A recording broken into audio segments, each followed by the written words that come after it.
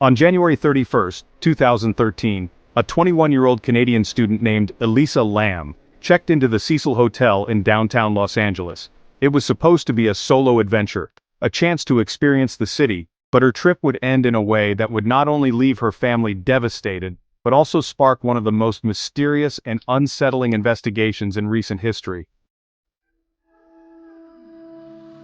The hotel Elisa Lam chose to stay in, it had a history, a bad history. The Cecil Hotel had been the site of suicides, murders, and even infamous residents like serial killer Richard Ramirez, a place that seemed to have an eerie, dark energy.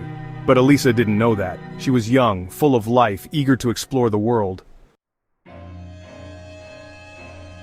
For days, everything seemed normal. She sent messages to her parents, posted on social media, and kept in touch.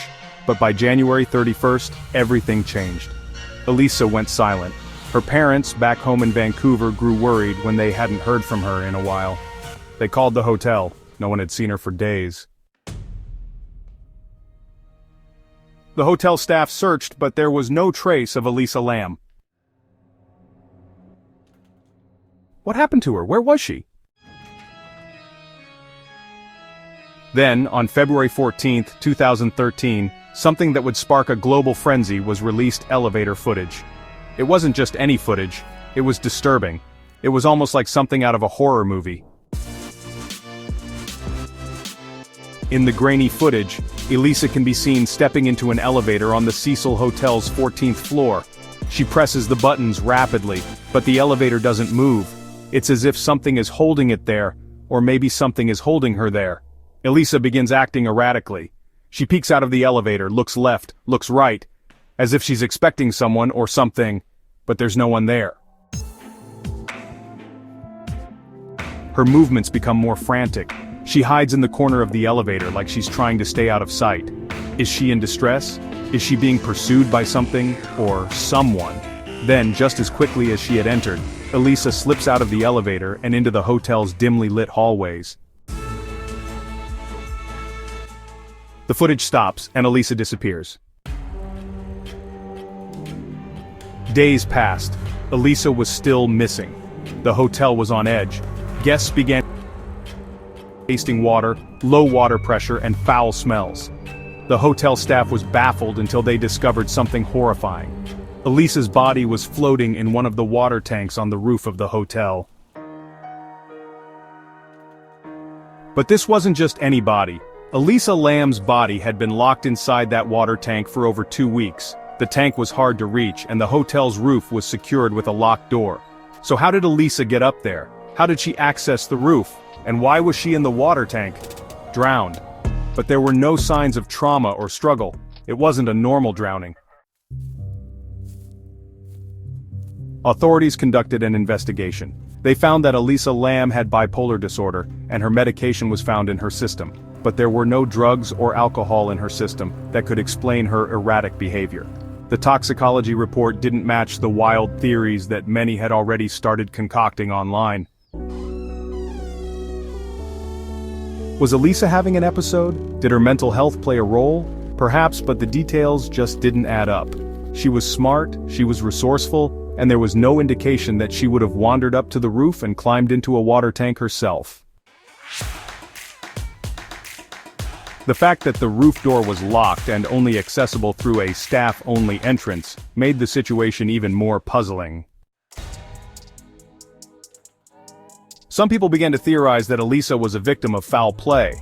Was someone else involved? Was the hotel hiding something? And then there were the conspiracy theorists.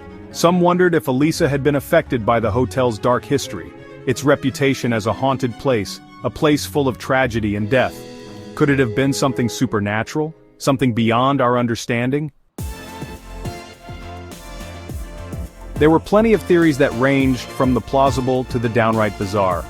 Some suggested that Elisa had experienced a psychotic episode, triggered by her medication, or the stress of being alone in a strange city. Perhaps she climbed up to the roof in a confused state, believing she was somewhere else and accidentally ended up in the water tank. Others, though, suggested that something far more sinister was at play. Did Elisa fall victim to someone at the hotel? Did she cross paths with a stranger who took advantage of her mental state? Or was there someone else who was responsible for her tragic death? But despite the theories, no concrete answers ever came. Elisa Lam's death remains one of the most chilling and mysterious unsolved cases to this day. What is perhaps most disturbing about Elisa Lam's death is the legacy of the hotel itself. The Cecil Hotel has been linked to more deaths and strange incidents than you can count. In the 1950s, it was the site of numerous suicides, and during the 80s and 90s it was known for being home to a number of serial killers, including Richard Ramirez, the Night Stalker. In fact, some believe that the hotel's eerie atmosphere may have played a role in Elisa's strange behavior. Could it have affected her mental state? Could she have experienced something supernatural that led her to her tragic end? As the years pass, the questions surrounding Elisa Lam's death only grow more intense. Was it an accidental drowning, as the authorities claimed? Or was there something far darker at play in the heart of Los Angeles? No matter what the truth is, the mystery of Elisa Lam's death continues to haunt those who follow the case. Whether you believe it was a tragic mental health episode, foul play, or something more paranormal, there's one thing we can all agree on. Elisa Lam's story is one that will never be forgotten.